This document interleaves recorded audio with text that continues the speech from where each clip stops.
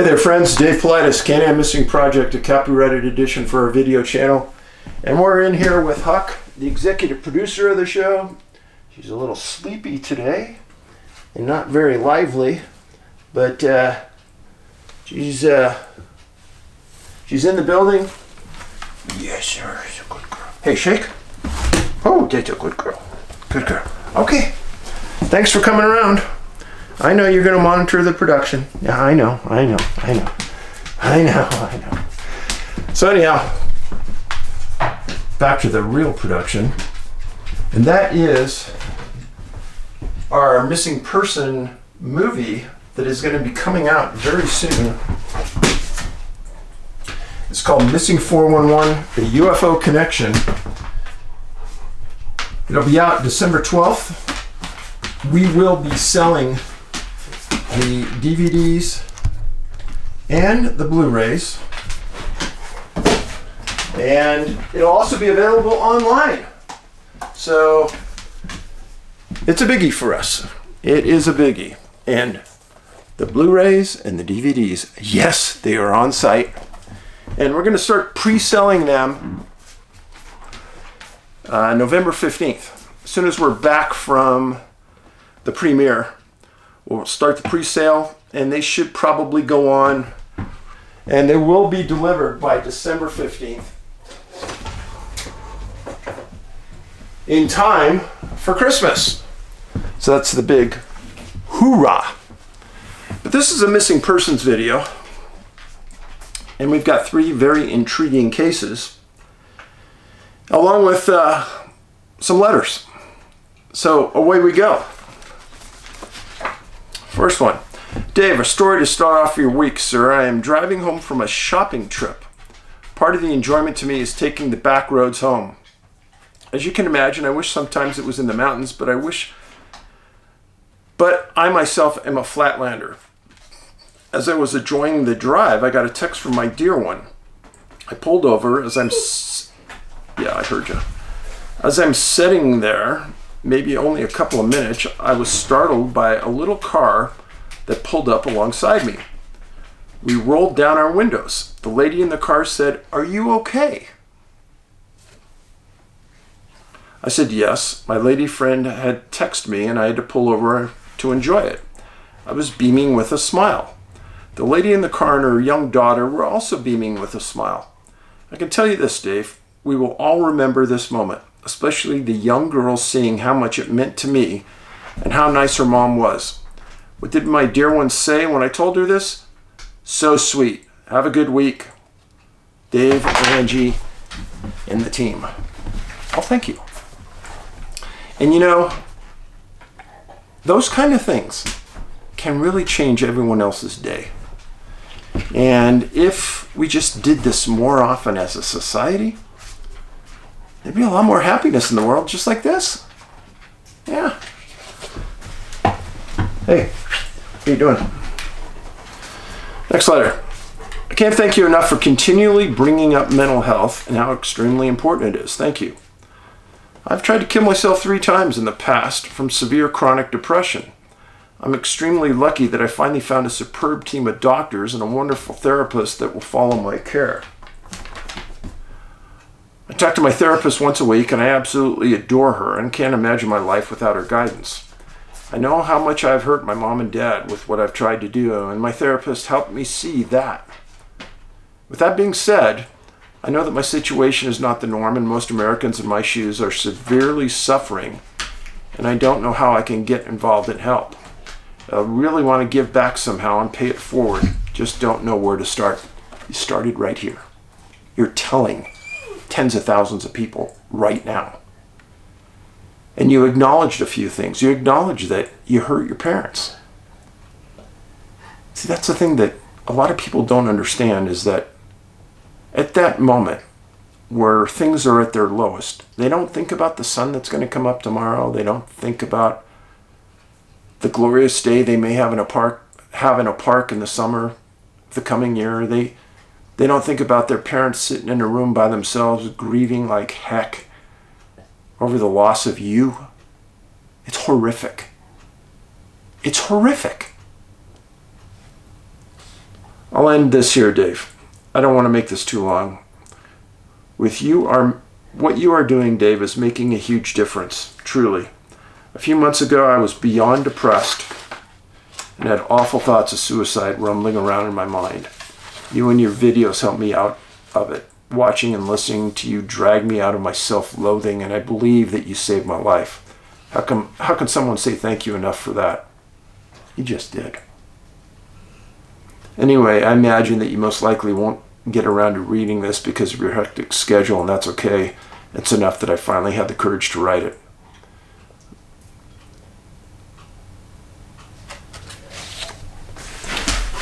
Thank you for that.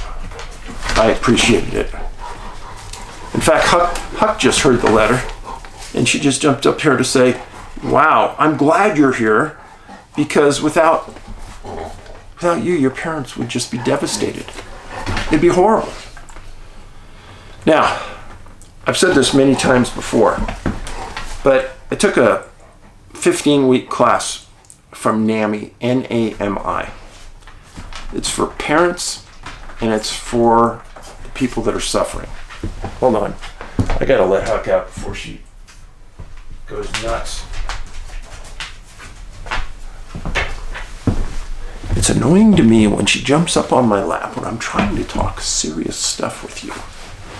She has to have some manners, and she's learning. But NAMI, N-A-M-I, I don't know anyone that's never got depressed. I'm sorry. And when you get depressed, you need to have the tools to get out of it. And NAMI has done that for me on many levels. But it also gave me an education as to the level that people suffer. And it opened some doors for Angie and I when we took the class that were never available before. I would highly encourage parents and people suffering to get a hold of NAMI. They have online classes and in-person classes. We went to an in-person class. And the other parents we met in the room and the other people we met, life-changing. I kid you not. Life-changing. Thank you so much for that note. I appreciate it. Hey Dave, next letter. I can't pinpoint exactly where I have heard this, but have heard it more than once. The human body reaches its highest vibrational frequency between 3 and 4 p.m. on a daily basis. Just thought I'd like to share this with you. Pure coincidence? Perhaps not. So, missing people research, we found that the most people disappear at about 4 o'clock in the afternoon.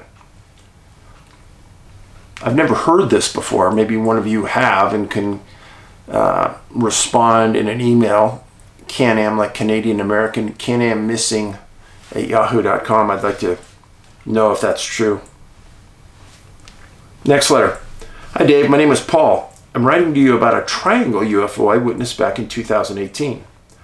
I live in South Australia in a town named Freeling. It's about 60 kilometers north of Adelaide, close to the Barossa Valley.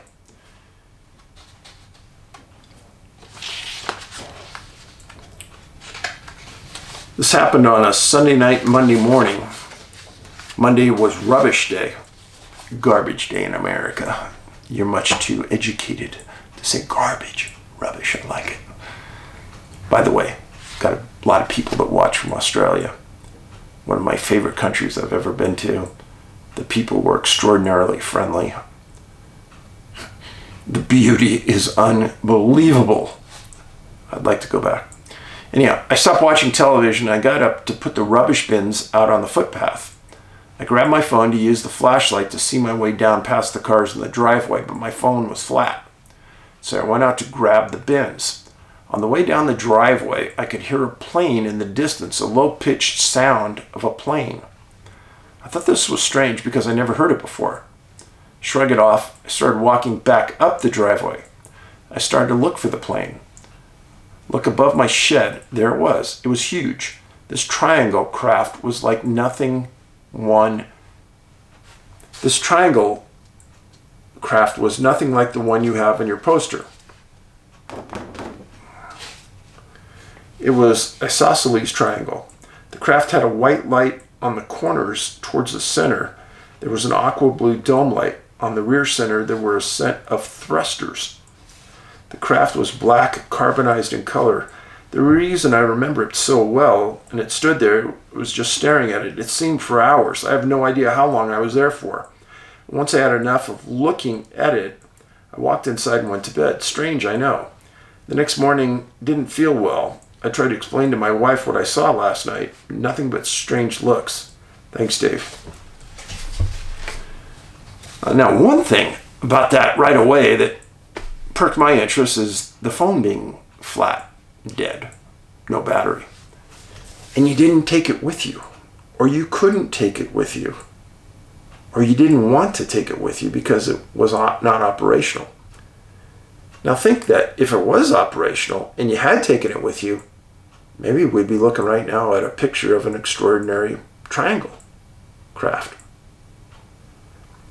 So is it pure chance that you didn't have the phone? Did the craft being in the area flatten the power on your phone? I don't know. Those are the things I think about. Thanks for the story. Dave, this encounter happened in June of '68 while on an old football practice field by the two-story basketball gymnasium. Me and my two friends, we were all 14 years old. We had been throwing and kicking a football for about an hour. This was at about 6:30 p.m. We sat down at the middle of the football field on the 40-yard line. We were just talking, when all of a sudden from the south, we heard a very loud rumbling sound coming from the south for about 20 seconds. Then it just stopped. Then from over the treetops, there was a triangular craft moving very slow at about 30 feet high. It stopped right above us. The outside looked to be a highly polished bronze metal. The ship was approximately 200 feet long, 175 feet wide, and 20 feet tall. Wow, that's big.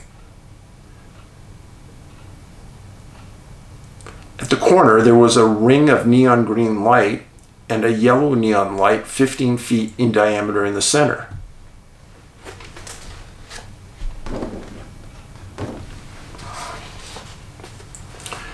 Then in the very center of the craft's bottom, there was at least every color of the rainbow, 40 feet in diameter rings of neon lights that staged down to a 15-foot in diameter yellow neon light. There were what looked like pipes of different shapes and sizes running to and fro the bottom of the craft. It hovered directly above us for 5 minutes. We never heard any sounds or any movement from the air from the craft.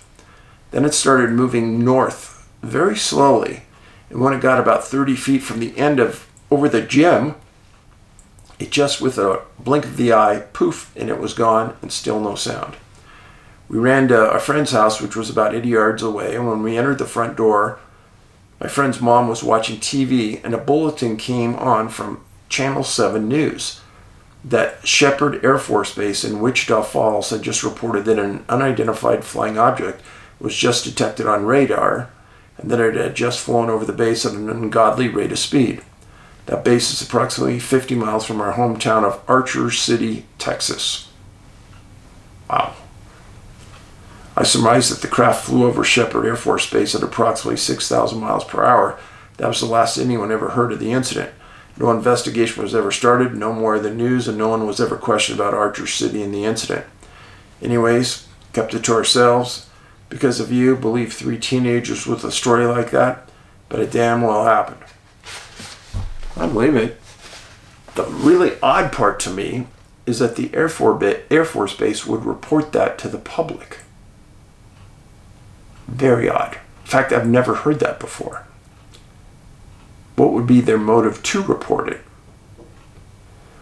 Remember, our government doesn't like to acknowledge what they can't control, and they sure as heck can't control that.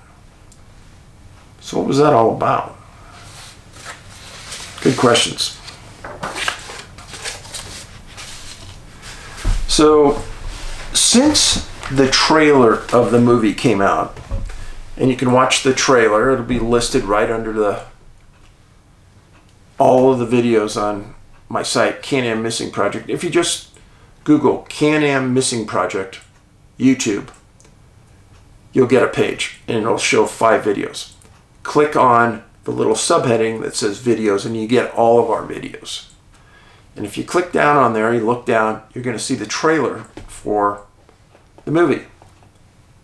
It would really help us if everybody out there would post that trailer and get the word out of what's coming. And there's been a lot of strange talk about the movie, and I've enjoyed it, actually. It's stimulated some discussion that probably normally wouldn't be had. And I'm appreciative. And I've stated before that the guy's name who did this poster was a man named Scott, great artist, and he really did a great job of graphics on it. I tell you that I read dozens of different topics. Not just UFOs, not just aliens, not just Bigfoot, Sasquatch, Dogman. I read about all kinds of things because it's surprising the different things you can put together and find that they're related. There is a very famous man named Jacques Vallée, V-A-L-L-E-E. He's written some phenomenal books. He was on the board of directors of the National Institute of Discovery of Sciences that was doing the research at Skinwalker Ranch. This is the first place where I read about this story I'm going to tell you in one of Vallée's books. It involved a man named Hans Buchmann, B-U-C-H-M-A-N-N. He was 50 years old. This happened on November 15th, 1572. This is the oldest case that I have found that matches what we talk about. Well, his residence was in Romersville, Switzerland.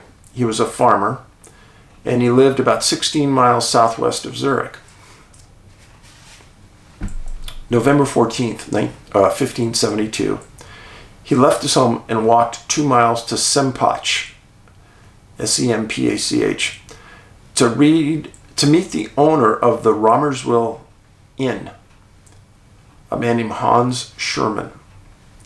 One Hans, the guy walking to the inn, owned the other Hans money, so he went there to pay him.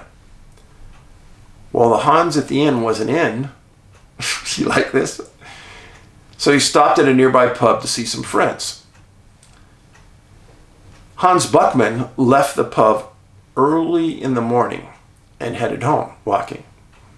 He hadn't drank that much. He said he was sober. And he was walking through the woods. And he heard a buzzing sound. Let me stop right there.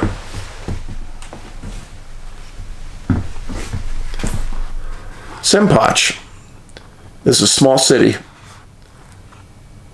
right near Lucerne, and there's a big lake next to it.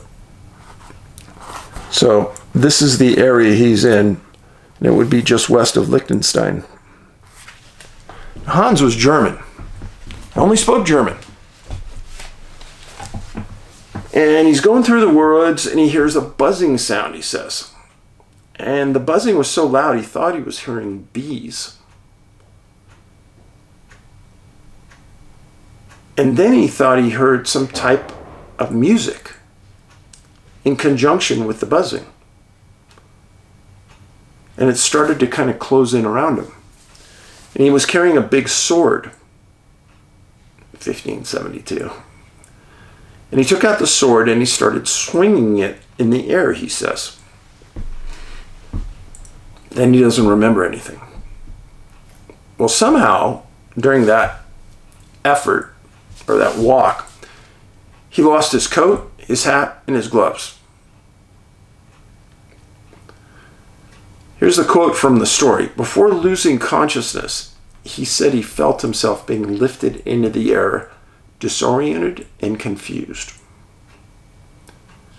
Well, when he didn't come home that night, the village went out the next day and searched for him and found those items, the coat and the sword and those personal things. And they thought maybe the Hans that owned the inn had attacked him over the debt. And law enforcement actually went out and interviewed the other Hans. Weeks after going missing, Hans Buchmann says that he awoke in Milan, Italy. It's 127 miles away over the Austrian Alps, Italian Alps. And the issue was he could only speak German, so he had to find somebody that could understand German. He was in Italy. And he had to find a way home. Weirdly, during that time he lost his hair. He had a swollen face to the point that he wasn't even recognized. When I thought about this, I thought about radiation poisoning. But at the time, people believed he had been kidnapped by fairies. So, the map. Again, Sempach is here. It's about a 3-hour and 4-minute drive from Sempach to Milan. And it's 258 kilometers through the Alps. Well, he eventually found somebody. He could speak German. And he got a ride back to Milan. His family was stunned. Again, he wasn't even recognizable by some. But Sempach, built on a lake, it happened in a forest, like much of the missing 411 cases we talk about. We have point of separation when he left the pub. He was German. He was lifted off the ground. So what was the buzz? I've reported before complete silence. I've also reported before a bang sound in the woods. This happened in 1572. How far back in time do these cases go? He also had loss of memory. What happened here? It matches much, if not the majority, of the 411 cases.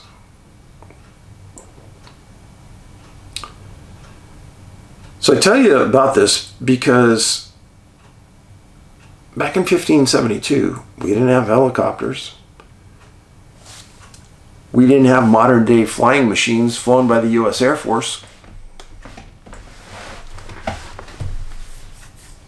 The ability to get from Milan to Sempach today by car at 3 hours and 4 minutes in 1572 probably would have taken 5 days.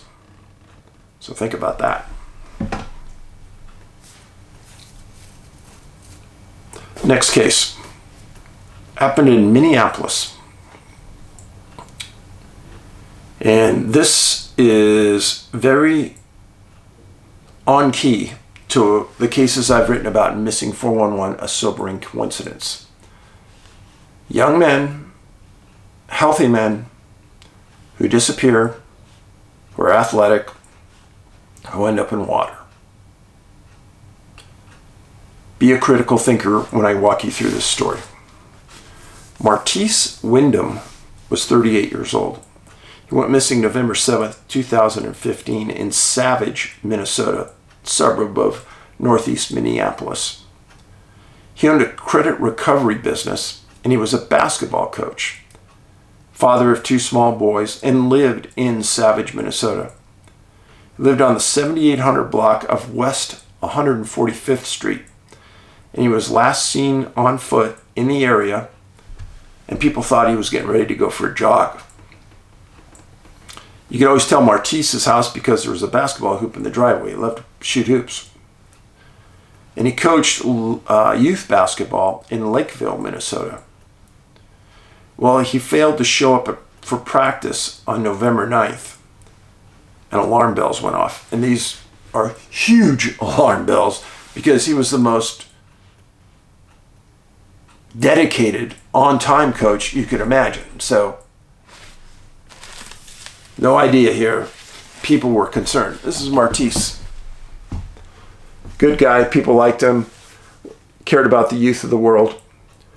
Well, police did a search and they found a neighbor that saw him leaving the home on November 7th. Police did a background check on his business and they found everything was in order. There wasn't anybody that hated him, that wanted to kill him. And he was last seen wearing black sweats, black tennis shoes, black t-shirt, and the neighbors believed he was going to go do some jogging. Well, there's several bodies of water in the area. And the police first thought, maybe he's in the water. So this is the Target store in Savage, Minnesota, the parking lot. This is Martise's residence. From his residence to the back of the Target store is 1,500 feet. There's pond, lots of ponds in the area. And there's a lot of access here to run along the roadways behind the stores, through the shopping center, etc. And that's the reason that he took that route. Well, he was a big man, 6'2", athletic build. Nobody was going to mess with him. Nobody believed that he was going to be attacked. But the police put search and rescue teams on the ground searching the area. They put drones in the air, and they put divers in the ponds. And then they put 6 canine teams into that area 4 different times. Now, 3 to 5 times over the following 10 weeks, they went back out there to search again with more canines, more divers, etc. They didn't find anything. And it was frustrating as all heck to the police because Martise was not the kind of guy to be involved in criminal activity, nor was he the kind of guy to disappear and fail to respond to the kids and their practice. So they knew something huge was going on, but they couldn't figure it out. So again, this happened November 7th, 2015. So fast forward about 4 months to March 11th, 2016.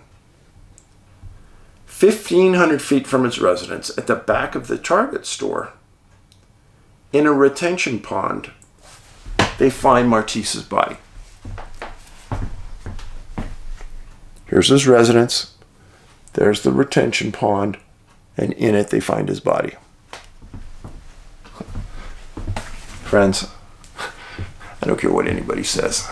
That's really odd. But the story got even more odd. Weeks after they found the body, police confirmed that he drowned. The police chief for Savage confirmed that 19 days before the body was found, a cadaver dog had checked that area. Stop everything. Stop everything. You have a body in the water. The body gives out bubbles, odor as it deteriorates. That body can be smelled by a canine for miles. The chief said that canine was on that pond 19 days earlier and didn't pick up any scent. I would say, unless the canine is the most inept dog in the world, that was impossible. The coroner stated that Martise drowned, but how it happened, they couldn't determine, because there were no marks going into that pond from the surrounding hillsides. They interviewed a police sergeant for Savage Police, and the sergeant stated that the pond was searched 3 times during the initial search by canines and dog teams and divers. The police stated they had no idea how Martise got there. In Missing 411, a sobering coincidence, I have 6 cases like this that involve healthy young men that were later found in a body of water. Now, Minnesota didn't say a lot about what happened here. When a body is in water, you can usually determine within a period of time how long it had been there. The coroner never stated the date of death, They never stated the state of decomposition on the body. They said that the case was a missing person that was solved and there was no obvious bruising or injury to the body. But they also never stated what he was found wearing, which is important to me. Also, they never stated if food was found in his stomach. You got to understand, once you die, the ability to absorb food into your system stops. Whatever was in your stomach stops. It's there forever. Now, he wasn't wearing a swimsuit, so he wasn't going for a swim. This was in November. In Minnesota, it's pretty cold. There were no witnesses that saw him go in the pond. If someone went in the pond and they couldn't swim, they'd be fighting for their lives, yelling and thrashing. Everybody said Martise would never have missed a basketball practice. So think about this. Martise Windom, a dedicated dad, basketball coach, business owner, disappears on a jog and is found in a body of water behind a Target store. I'll show this to you again. Here's the Target store. His house is over here. He could have ran through the neighborhood, ran along the roadway, ran around. Yeah, 1,500 feet in a straight line from his residence. If he followed the roadway, probably a half mile. But the better question is, why would he be inside this region behind the Target store? This is marshy area out in here. It completely fits with the missing 411 profile. Completely fits. So, very frustrated when I hear about these cases around Minneapolis, St. Paul, because there are so many that absolutely match the profile. Now, the following case, the next one, is absolutely recent, October 29th this year. And it does sound initially like a missing 411 case, but I'm going to hold off making any determination, but I want to tell you about it in case there's some hunters that are watching that are going to be in this area. This is the man. His name is Kenneth Snedder, 77 years old, missing October 29th of this year. He was from McAdam, New Brunswick, Canada. He's a deer hunter. He left his home at about 1 o'clock and he took his truck and his Honda 350 ATV to the hunting site near McAdam. He was supposed to be back that night and he was reported missing that night when he didn't return. Following day, they find his truck in the hunting area where people thought he would be. The RCMP brought out dogs, canines, helicopters, and they searched that region looking for the ATV. They didn't find it. There's a 3-day search. They ran out of area to search, and on November 2nd, they pulled all their resources and left. Now, November 5th, his ATV is found in an area about 54 kilometers by road from where his truck was found. And it's found deep in a marsh. And it was hunting a marsh before, so being found in a marsh didn't really surprise anybody, but the area it was in surprised a lot of people. It was in a place called Dumfries Marsh.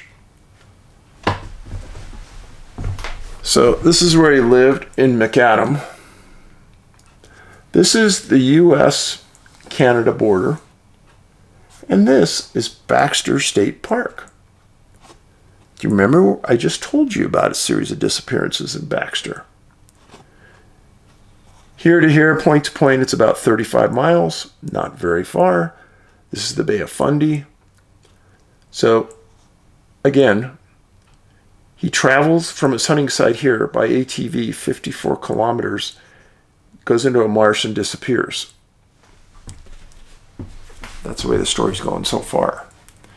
He's wearing a bright orange hunting vest.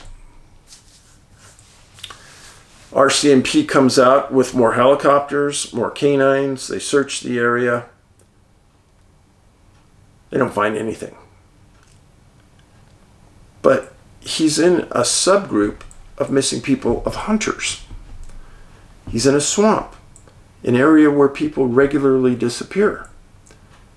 Canines can't find a scent, and they have a point to start from, which was the truck and the ATV, and it's found in water. Two things about this case. First of all, he's 77 years old. Would he ride his ATV 54 kilometers from near his hometown up to where the ATV was found? That's question one. Question two, did something happen criminally?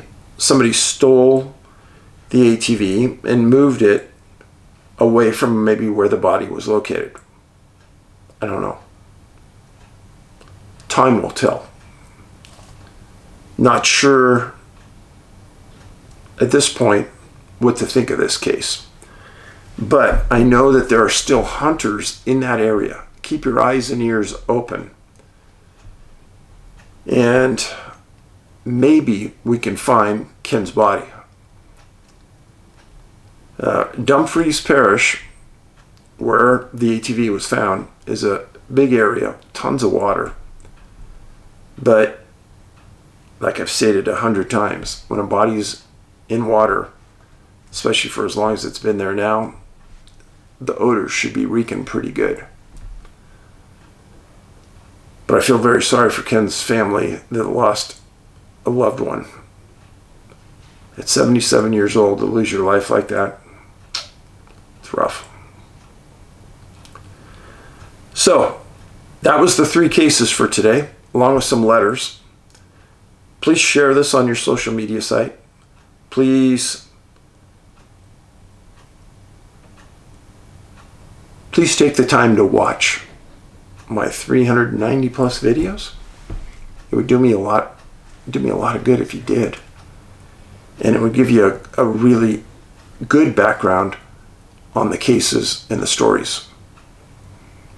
And we have cases all the way from the front end where Ben made them till today.